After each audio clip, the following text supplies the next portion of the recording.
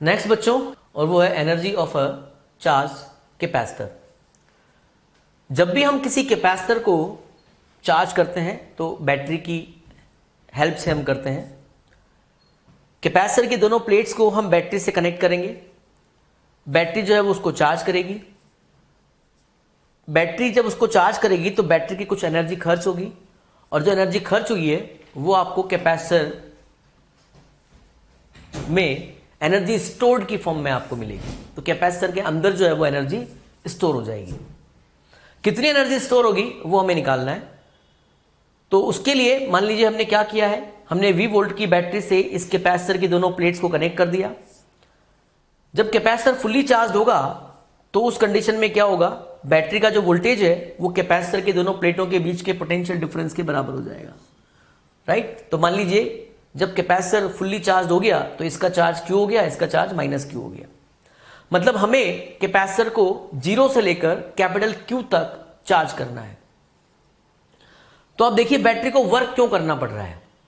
Battery को work इसलिए करना पड़ रहा है क्योंकि जब हम किसी भी कैपेसिटर को चार्ज करेंगे तो चार्ज जो है वो इंस्टॉलमेंट में दिया जाएगा। इंस्टॉलमेंट का मतलब ये हुआ, सपोज मान लीजिए अभी जो चार्ज है कैपेसिटर पे वो 0 है और आपको कितना देना है, टोटल कैपिटल Q तक इसको देना है।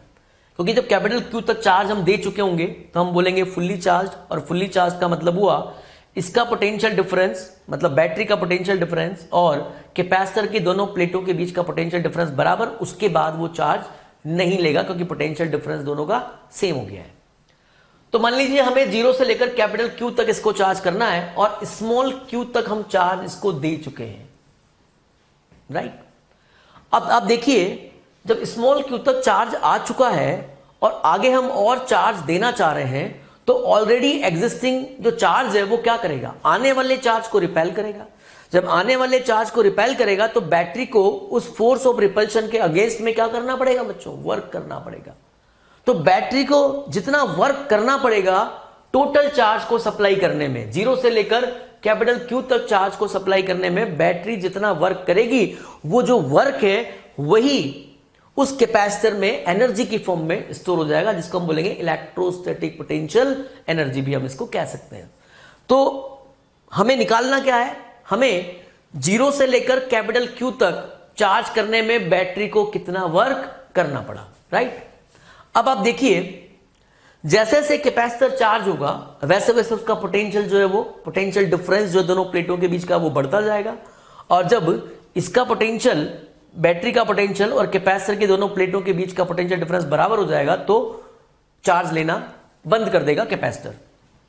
तो आप देखिए work has to be done in charging a capacitor against the force of repulsion by the already existing charges on it. This work is stored as a potential energy in the form of electric field of capacitor। तो हमें एक तरह से क्या निकालना है, battery ने कितना वर्क किया, अगर मैं ये निकाल लेता हूं तो मुझे पोटेंशियल एनर्जी मिल जाएगी।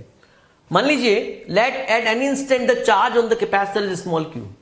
हमें देना कितना है, 0 से लेकर कैपिटल Q तक। मान लीजिए स्मॉल q तक चार्ज हम दे चुके हैं, और जब स्मॉल q चार्ज हमने सप्लाई किया है उस समय जो पोटेंशियल डिफरेंस हुआ वो मान लीजिए V डैश है। राइट। देना कितना है बच्चों, हमें 0 से लेकर कैपिटल Q तक कितना दे चुके हैं, स्मॉल q तक हम चार्ज दे चुके हैं। जब स्मॉल q तक हम चार्ज दे चुके हैं तो पोटेंशियल डिफरेंस कितना हो गया है, V डैश हो गया है। राइट। अब हम क्या कर रहे हैं, V डैश पोटेंशियल डिफरेंस पे dq चार्ज सप्लाई कर रहे हैं। राइट।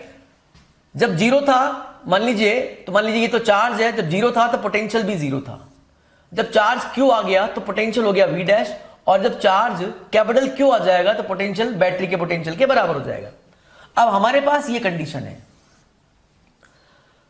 Q तो उस पे चार्ज है और दोनों प्लेटों के बीच का पोटेंशियल डिफरेंस कितना है, V डैश के बराबर। अब मैं V डैश पोटेंशियल डिफरेंस पे और चार्ज सप्लाई कर रहा हूं, और कितना, मान लीजिए dq चार्ज सप्लाई कर रहा हूं। तो अगर मैं V डैश पोटेंशियल डिफरेंस पे dq चार्ज सप्लाई करता हूं तो मुझे वर्क डन जो करना पड़ेगा उसका फॉर्मूला क्या होता है, work is equal to charge into potential difference. तो चार्ज कितना दे रहे हैं, dq, पोटेंशियल डिफरेंस कितना है, V डैश, तो क्या हो जाएगा V डैश इंटू dq।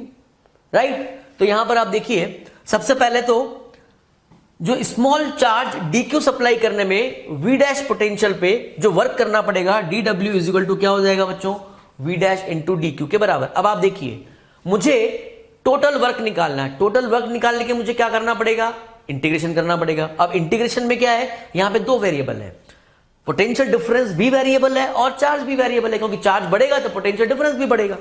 तो हमने क्या किया है, इसको एक ही वेरिएबल में कन्वर्ट कर दिया। v डैश की वैल्यू क्या होगी, यहां देखिए जब q चार्ज मैंने सप्लाई किया तो कैपेसिटेंस पे तो कोई फर्क पड़ना नहीं है, राइट, और c और v डैश हो गया पोटेंशियल डिफरेंस। तो यहां से मैं v डैश की वैल्यू निकालूंगा तो q बाई सी हो जाएगा, राइट।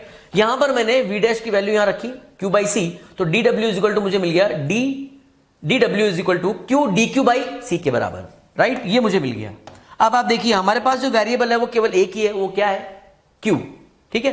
तो नेक्स्ट जो है, जब मैं इसको इंटीग्रेट करूंगा कहां से कहां तक, जीरो से लेकर कैपिटल Q तक, तो नेक्स्ट स्टेप में आप देखिए therefore total work done in charging it from zero से कैपिटल Q।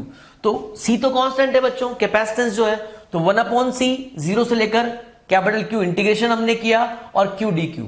तो यहां पर आप देखिए Q का जो इंटीग्रेशन होगा वो Q स्क्वायर बाई 2 के बराबर हो जाएगा, और जीरो से Q हमने लिमिट लगा दी, तो वर्क डन जो हमें मिला वो मिल गया Q स्क्वायर बाई 2c के बराबर। इसको जब हम सॉल्व करेंगे तो हमें मिल जाएगा Q स्क्वायर बाई 2c।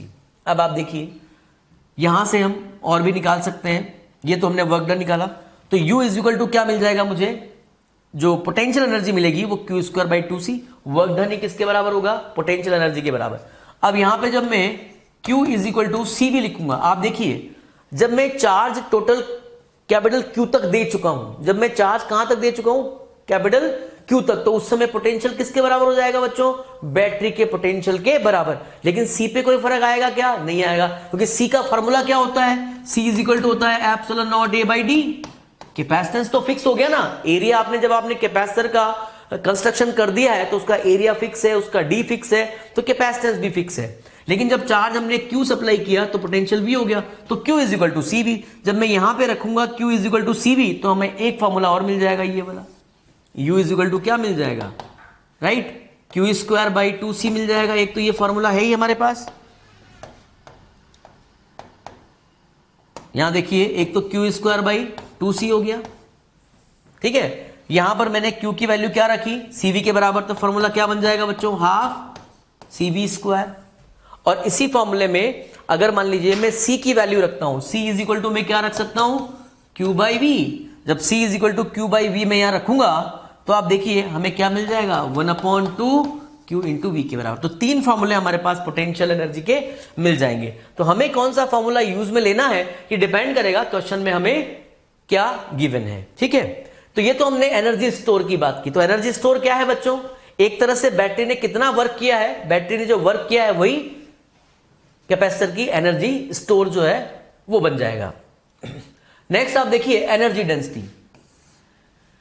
ये जो एनर्जी स्टोर हो रही है ये कहां पर हो रही है, आप देखिए ये तो आपकी कैपेसिटर की दोनों प्लेटें हैं, यहां से और यहां तक की जो डिस्टेंस है वो स्मॉल d के बराबर है, और ये जो एरिया है वो कितना है बच्चों, a के बराबर। तो ये पूरा जो वॉल्यूम आपको मिलेगा वो a इंटू डी मिलेगा। तो पूरी की पूरी जो एनर्जी है वो कहां स्टोर हो रही है, a इंटू डी वॉल्यूम में। मुझे एनर्जी डेंसिटी निकालनी है। एनर्जी डेंसिटी क्या होती है, पर यूनिट वॉल्यूम में कितनी एनर्जी स्टोर होगी, that is called energy density, वो मुझे निकालना है। तो energy density is equal to क्या हो जाएगा, एनर्जी अपॉन वॉल्यूम।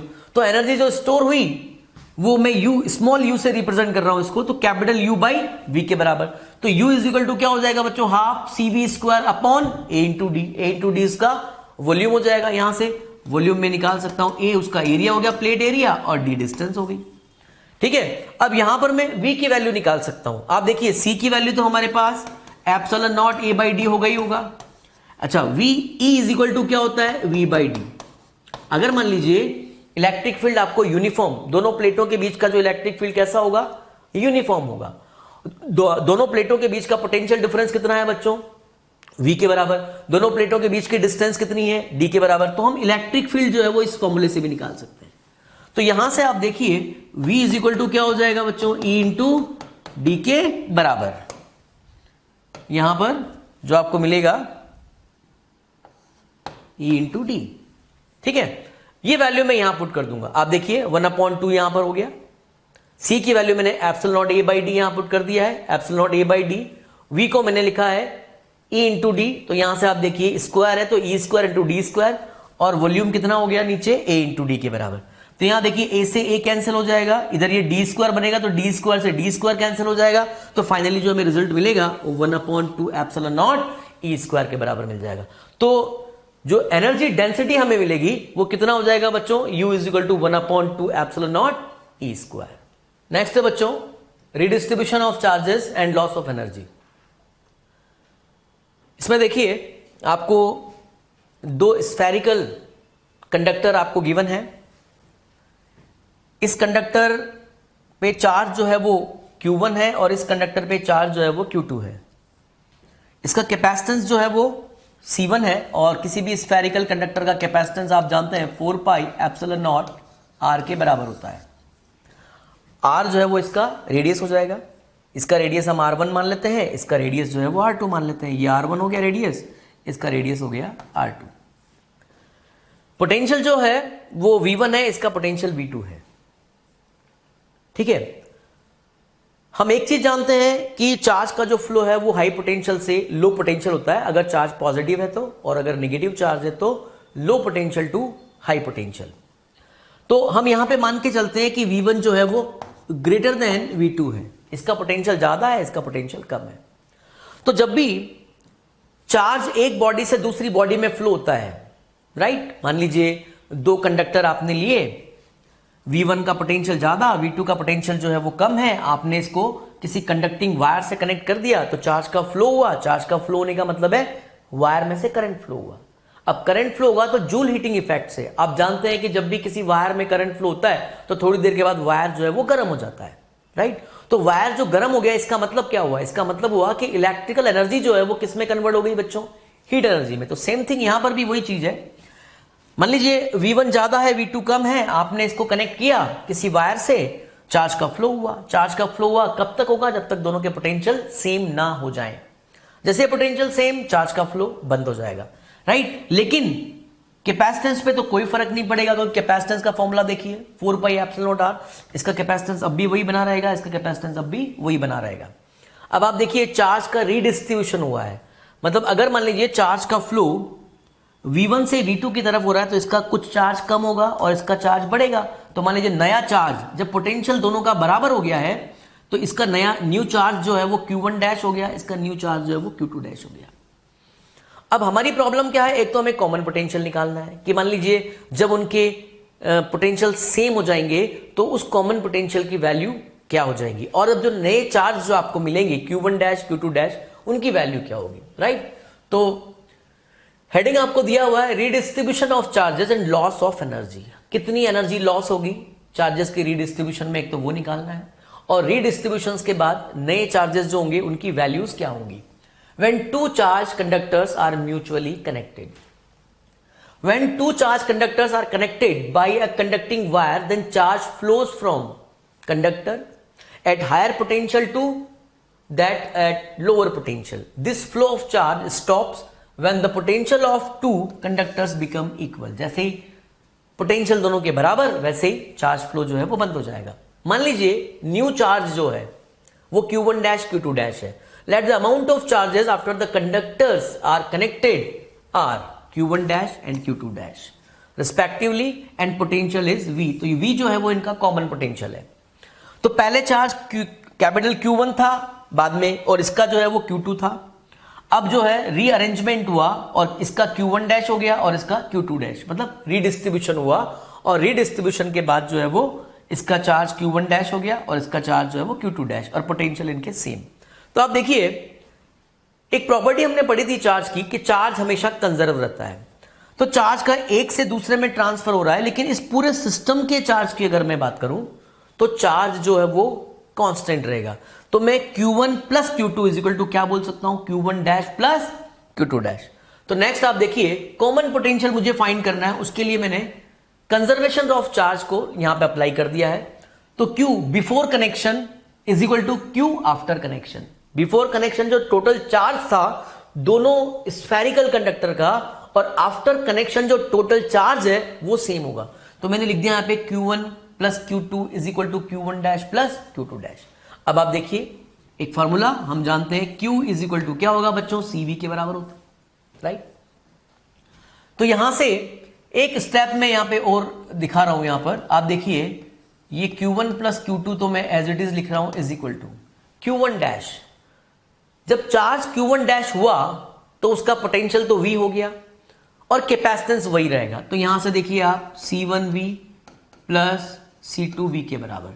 तो यहां से हमें कॉमन पोटेंशियल की जो वैल्यू है मुझे क्या मिलेगी बच्चों, CV इज इक्वल टू, मैं यहां से लिख सकता हूं कॉमन पोटेंशियल जो होगा V is equal to Q1 plus Q2 upon C1 plus C2 के बराबर। यहां से मैं कॉमन पोटेंशियल निकाल सकता हूं, राइट। एक तो मैंने कॉमन पोटेंशियल यहां से निकाला, दूसरा जो है मैंने क्या किया है, Q1 को मैंने C1V1 की फॉर्म में कन्वर्ट कर दिया।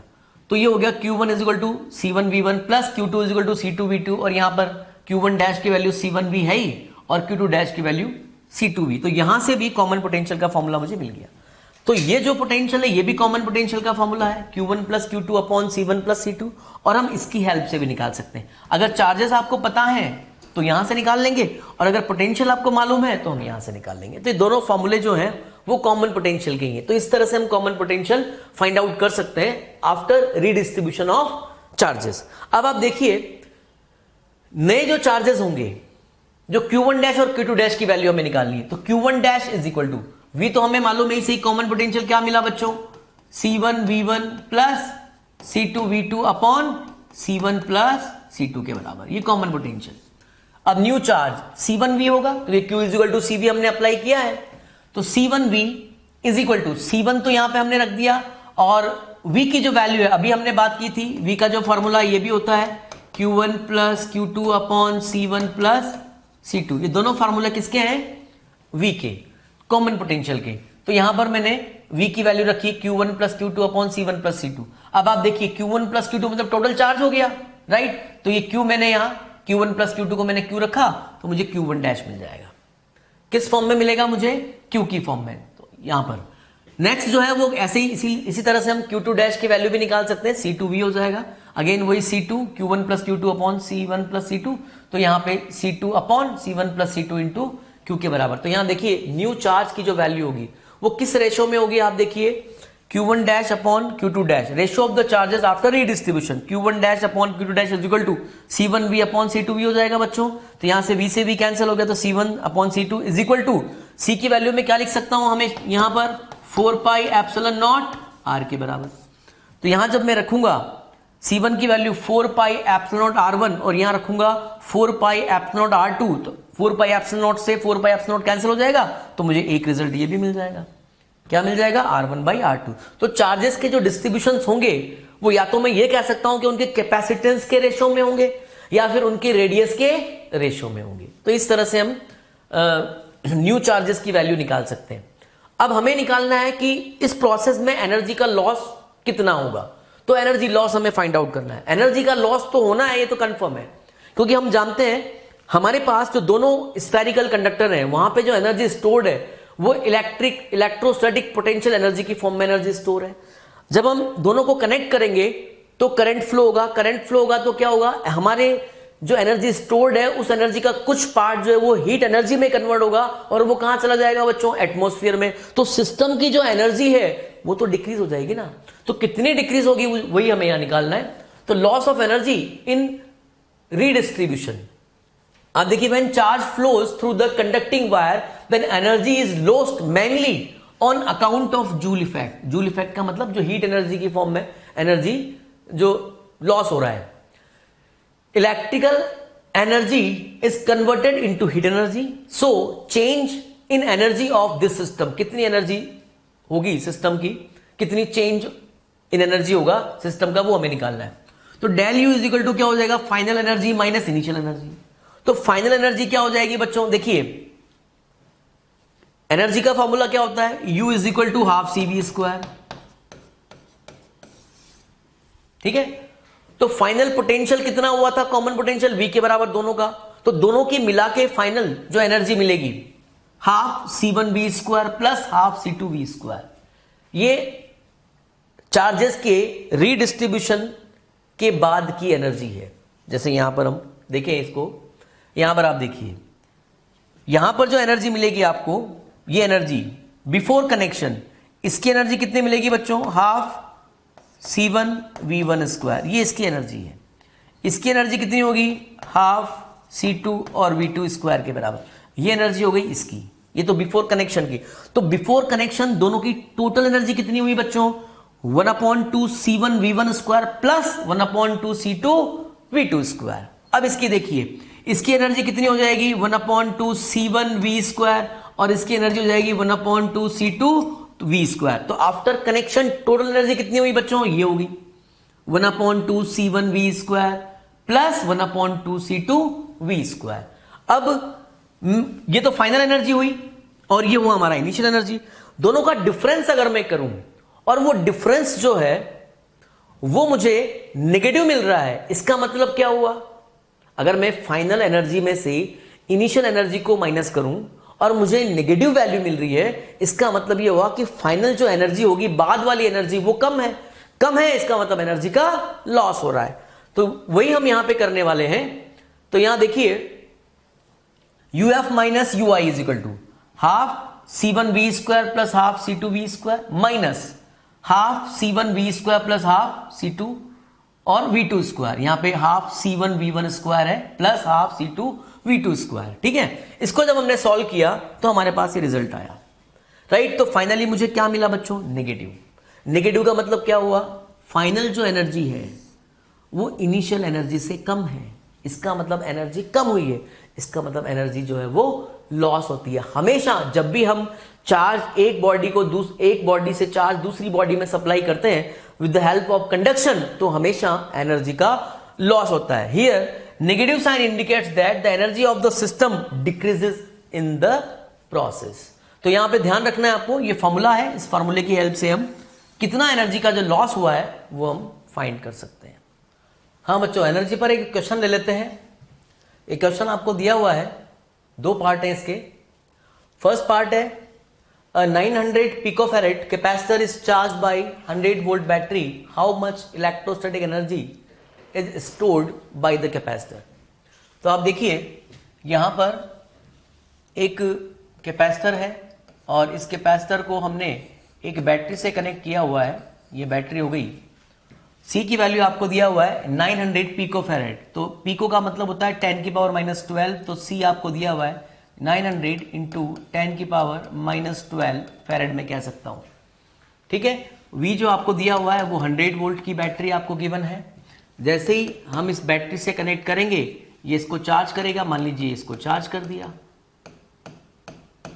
तो Q चार्ज यहां पर आ गया, -Q यहां पर आ गया। अब एनर्जी स्टोर मुझे निकालना है, तो एनर्जी स्टोर क्या होता है बच्चों, U is equal to half CV square के बराबर।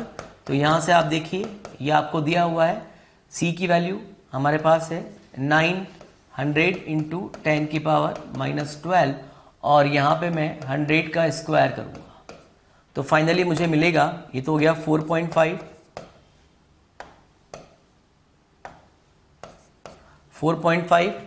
यहां पे 10 की पावर -10 बचेगा और 10 की पावर 4 यहां पर है, तो 10 की पावर -6 जूल के बराबर ये एनर्जी स्टोर हो गई। ठीक है बच्चों, ये हमें मिल गया 4.5 इंटू 10 की पावर -6 जूल। अब हमने क्या किया है, इस कैपेसिटर को हमने डिस्कनेक्ट कर दिया है बैटरी से और दूसरे आइडेंटिकल कैपेसिटर से इसको कनेक्ट कर दिया है। मतलब इस तरह से मैं ये कह सकता हूं, यहां पर ये जो कैपेसिटर है इसको मैंने, ये पॉजिटिव चार्ज यहां पर है और ये माइनस नेगेटिव, राइट, और मैंने इसको एक दूसरे कैपेसिटर से कनेक्ट कर दिया। ये इस पर किसी भी तरह का कोई चार्ज नहीं है, तो एक तरह से इसका जो पोटेंशियल होगा बच्चों वो तो 100 वोल्ट अभी है ही सही, राइट, और इसका पोटेंशियल जो है वो 0 के बराबर है। ठीक है, जैसे मैं इसको कनेक्ट करूंगा, इससे कनेक्ट करने पर क्या होगा, आप देखिए इसका पोटेंशियल 0 है और इसका पोटेंशियल हाई है, तो चार्ज का फ्लो स्टार्ट होगा। अब चार्ज का फ्लो कब तक स्टार्ट होगा, चार्ज का फ्लो कब तक होगा, जब तक दोनों के पोटेंशियल सेम ना हो जाए। और हम बात कर चुके हैं कि आइडेंटिकल के केस में अगर मान लीजिए दो कैपेसिटर आइडेंटिकल हो तो उनका पोटेंशियल कब सेम होता है, जब उनमें चार्ज की वैल्यू भी सेम हो जाती है।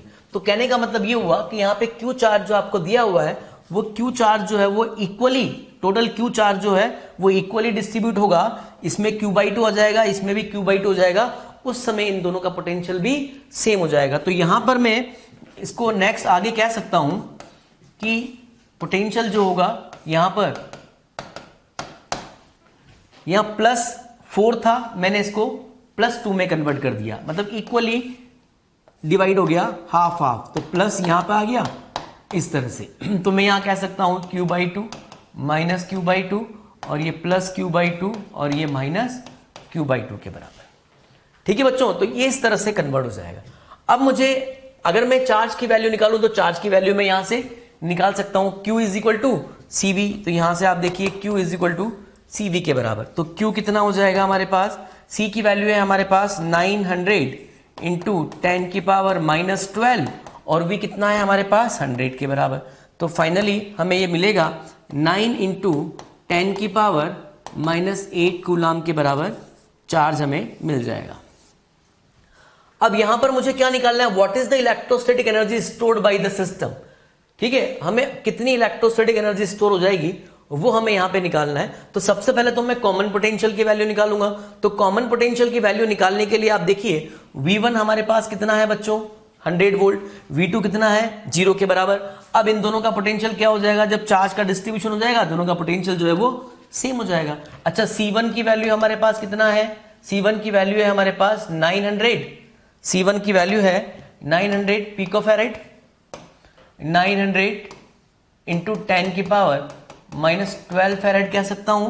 और C2 की जो वैल्यू है वो भी हमारे पास 900 × 10⁻⁻12 फैरेड है। अब मुझे निकालना है कॉमन पोटेंशियल। तो कॉमन पोटेंशियल हम निकालेंगे, तो यहां देखिए कॉमन पोटेंशियल जो होगा, कॉमन पोटेंशियल वो हो जाएगा V = C1V1 + C2V2 upon C1 + C2 के बराबर। तो यहां पर आप देखिए ये तो हो गया 900 × 10⁻⁻12 इंटू ये 100 हो गया, प्लस ये C2 है और V2 की वैल्यू कितनी हो जाएगी बच्चों 0 के बराबर, डिवाइडेड बाय यहाँ पे हो जाएगा 900 × 10⁻⁻12 प्लस 900 × 10⁻⁻12 के बराबर। इसको जब हम सॉल्व करेंगे तो 900 × 10⁻⁻12 इंटू 100, तो ये मैंने ऊपर लिखा है, नीचे मैंने लिख दिया है 1800 × 10⁻⁻12 के बराबर। तो यहाँ देखिए 10⁻⁻12 से 10⁻⁻12 कैंसिल हो गया है, राइट, ये हो गया 2 और इसको ये कैंसिल करेंगे तो ये हो जाएगा 50 वोल्ट। तो यहाँ पे कॉमन पोटेंशियल आपको मिल गया है 50 वोल्ट के बराबर। अब हमें क्या निकालना है बच्चों, एनर्जी स्टोर निकालना है। तो आप देखिए अब इसका पोटेंशियल, इसका कैपेसिटेंस तो C1 है, इसका पोटेंशियल V हो गया, इसका कैपेसिटेंस C2, दोनों की वैल्यू सेम ही है और पोटेंशियल इसका कितना हो गया V के बराबर। अब सिस्टम की जो एनर्जी है, इसकी एनर्जी प्लस इसकी एनर्जी जो है वो सिस्टम की एनर्जी बनेगी। तो सिस्टम की एनर्जी मैं निकाल सकता हूं U सिस्टम = U1 + U2 के बराबर, या फिर मैं कह सकता हूं half C1 V² plus half C2 V² के बराबर।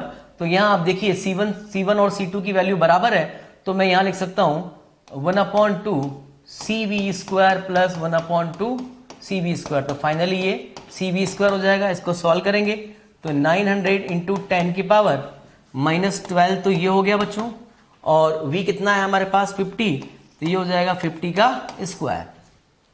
ठीक है, तो 50 का स्क्वायर ये हो गया 900 × 10⁻⁻12 हो गया, और ये हो गया 2500 के बराबर। इसको जब हम सॉल्व करेंगे तो 25 को अगर मैं 9 से मल्टीप्लाई करूंगा तो मुझे मिलेगा 225 के बराबर। यहां से 10⁻2 यहां से आ गया, 10⁻2 यहां से आया, तो और 10⁻⁻12 ये है, तो ये 10⁻⁻8 बचेगा। जब इसको सॉल्व करूंगा मैं और तो ये 2.25 × 10⁻6 जूल के बराबर। अब इंपॉर्टेंट जो है वो देखिए आप, जब पहले यहाँ पे एनर्जी स्टोर थी वो 4.5 × 10⁻6 जूल थी, और अब सिस्टम की जो एनर्जी स्टोर हो रही है वो 2.25 × 10⁻6 जूल है, यानी कि पहले की हाफ है। कहने का मतलब ये हुआ कि जब एक कैपेसिटर से दूसरे कैपेसिटर में चार्ज का ट्रांसफर होता है तो उस कंडीशन में कुछ एनर्जी का लॉस होता है, किस फॉर्म में, हीट एनर्जी की फॉर्म में। तो कहने का मतलब यह है कि जब भी चार्ज का ट्रांसफर एक कैपेसिटर से दूसरे कैपेसिटर में होगा, एनर्जी का लॉस हमेशा ही होगा।